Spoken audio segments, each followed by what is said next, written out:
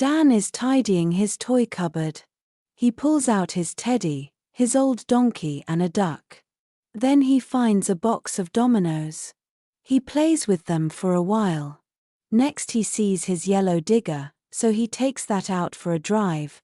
Dan, have you finished yet? Asks his dad. Not yet, says Dan, and he goes back to the cupboard. He finds a bag of marbles and some dice. He plays with these for a little while, and then hears his dad again. Dan, have you finished yet? No, not yet, says Dan, and he goes back to the cupboard. At the very back of the cupboard, he sees his old red and blue drum.